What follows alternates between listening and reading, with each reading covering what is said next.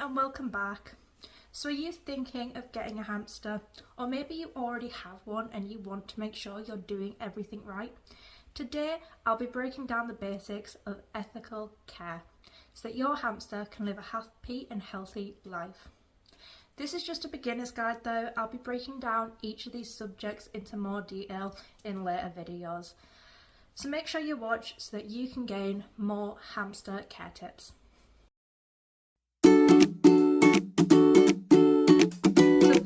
First, what does ethical care actually mean?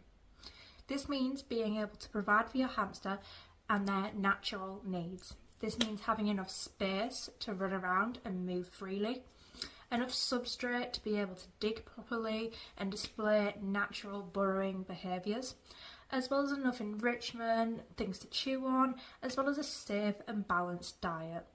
These are all things that they naturally have in the wild, and being able to provide for them so that they don't have to live in any way that wasn't meant to be.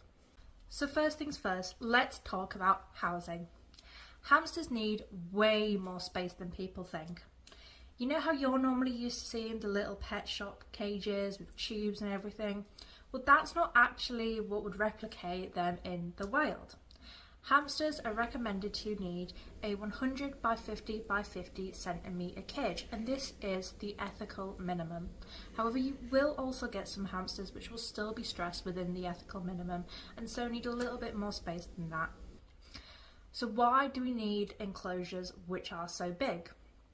Hamsters need enclosures that are this big to have enough space for all their enrichment, as well as bedding depth. Bedding depth is so important for hamsters because they are naturally burrowing creatures. It is recommended to have 6 to 8 inches of bedding for them to burrow in order to properly show their natural behaviours and create systems where they can sleep, store their food and feel safe. And it is very important for their well-being. So our topic next will be hamster wheels. Hamster wheels are arguably one of the most important aspects of your hamster's cage because hamsters are known to run for miles every single night. So why is the size of your wheel so important? Hamsters have a straight spine, and in order to keep that spine in the correct position and not cause them pain, hamsters need to be able to run with a flat spine. This means that it's recommended for dwarf hamsters to have at least a 25 centimetre wheel, for Roborosky hamsters a 21 centimetre wheel, and Syrians a 28 centimetre wheel. However, sometimes bigger is always better, and you need to kind of judge it off of your hamster and how their back shapes. So, as well as obviously the correct size cage, the correct size wheel, what else is important to meet your hamster's basic natural needs? This, of course, is enrichment. Now, enrichment covers a wide area. It can be anything from hides to sprays to forage. Hamsters are prey animals, so having a nice variety of hides in your cage is really important to help them feel enclosed and secure. I particularly love multi-chamber hides because they really help replicate burrows in the wild.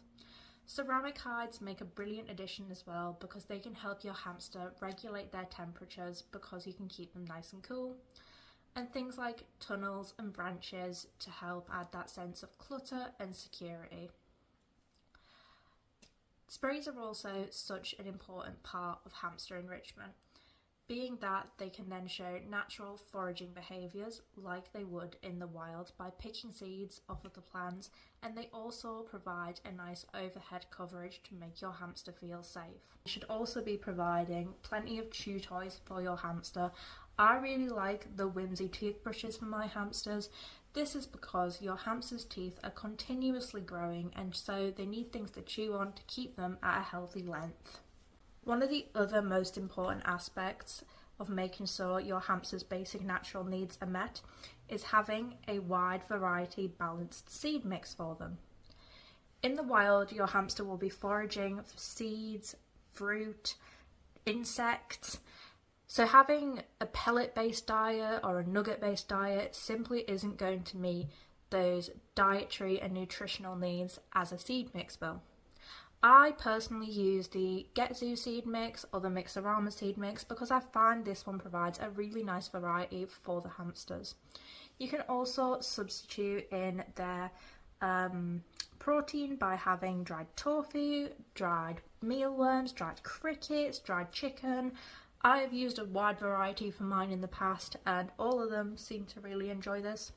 It's also important to provide your hamsters with fresh vegetables and fruit that is safe for them, avoiding things like citrusy fruits, garlic and onions, or anything too sugary or salty.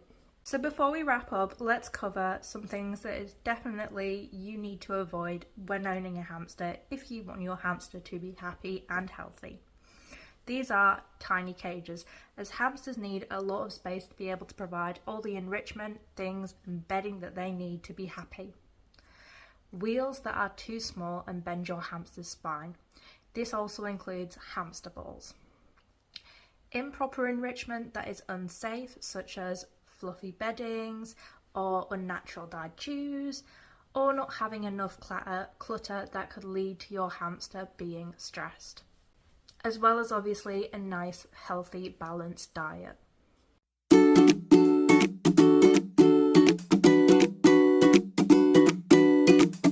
So that is my beginner's guide to starting to achieve ethical hamster care and some of the main areas you should be focusing on when you very first get a hamster or you're looking into getting a hamster in order to make sure that their basic needs are met. If you start with the basics, it's very easy to start your hamster off on a very happy, healthy life in comparison to what you would based on a pet store's advice. It's also a nice starting ground for you to start to research and develop your care going onwards. I'll be covering each of these topics in much more detail in the future, so stay tuned and look out for them. If there's something you're particularly interested in, feel free to comment and I can look into doing a video about those. I hope you guys enjoyed and remember to subscribe to Elle's Furry Friends. Thank you for watching. We'll see you next time.